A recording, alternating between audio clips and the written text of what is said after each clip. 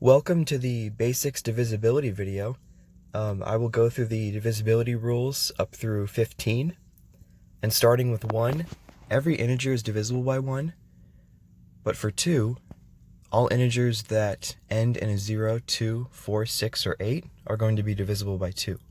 So every even number is divisible by 2, but every odd number is not divisible by 2. The rule for 3 is you have to add up the digits of the number. And if that sum is itself divisible by 3, then the original number is divisible by 3. However, if you add up the digits and the sum is not divisible by 3, then your original number is not divisible by 3. Now, why does this work? It turns out to be based on the fact that all powers of 10 give a remainder of 1 when you divide them by 3.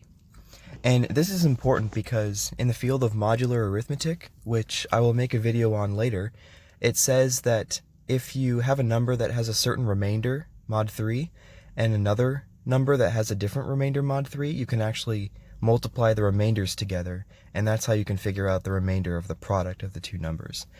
And that'll be explained further later, but for now, the fact that 10 is congruent to 1 modulo 3, as we say, meaning 10 is the same remainder as 1 when we divide it by 3, that reduces all the powers of 10 into a remainder of 1. And so when we multiply the actual digits by those 1s, it's just we're just going to end up with the sum of the digits at the end. And then the divisibility rule for 4 is we need to look at the last 2 digits of the number, and if the last 2 digits make a multiple of 4, then the original number is divisible by 4. But if the last 2 digits do not make a multiple of 4, then the original number is not divisible by 4. So all of the digits before the last 2 digits are irrelevant when considering whether the number is divisible by 4 or not. Just have to look at the last 2. Now, why does this work? We can actually see that this works by considering the number 100 and knowing that 4 goes into 100. So if 4 goes into 100, then 4 is also going to go into any multiple of 100. So we can always break a number up into 100 times some number, in this case 781, and we see that the leftover bit is just the last 2 digits. So by breaking a number up, the left part, the number to the left of the plus sign is always going to be divisible by 4 because it's a multiple of 100, but the number to the right of the plus sign is always just simply the last 2 digits. So we can tell if a number is divisible by 4 because the last 2 digits are going to be divisible by 4. The number 5 is fairly straightforward, just like the number 2. We know a number is divisible by 5 if it ends in either a 5 or a 0, and a number is not divisible by 5 if it ends in a 1, 2, 3, 4, 6, 7, 8, or 9.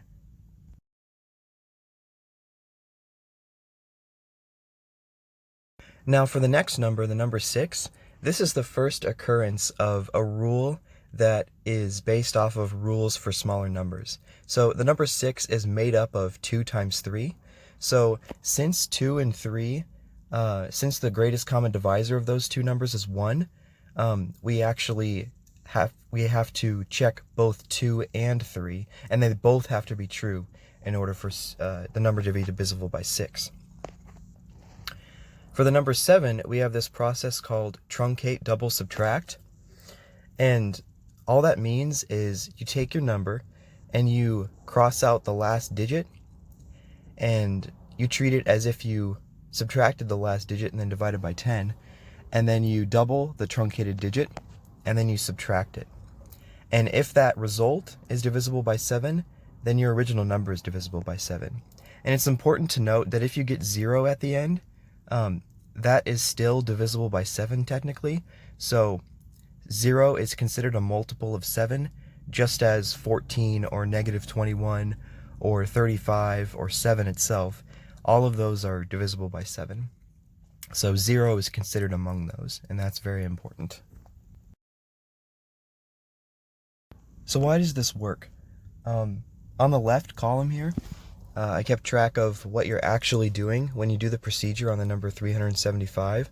And on the right, I kept track of, in general, if we just have an arbitrary number a and we truncate the number x from it, you're going to end up with a minus x over 10 minus 2x, and I'm just calling b the result that you get.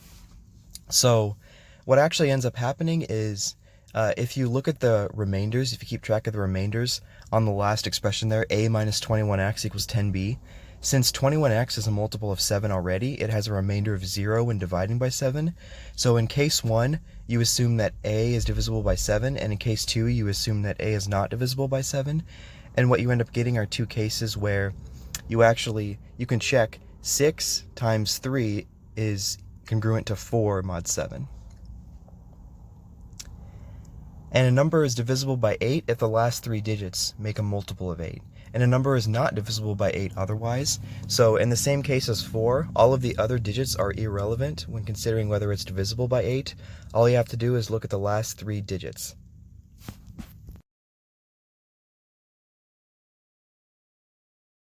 Now, why does this work? Just as 4 goes into 100, 8 also will go into 1,000. So if 8 goes into 1,000, then 8 will also go into any multiple of 1,000. So similarly, we can break up any number into two parts, where you have the last 3 digits and then you have the rest of it. And since 8 will always go into the multiple of 1,000 on the left, we only need to check that 8 goes into the number on the right, which is just the last 3 digits. So this is very similar to the divisibility rule for 4, and it's important to take note of the similarities. And also, this is a warning. You cannot just simply check if the number is divisible by 2 and 4, like we did for 6, we checked 2 and 3.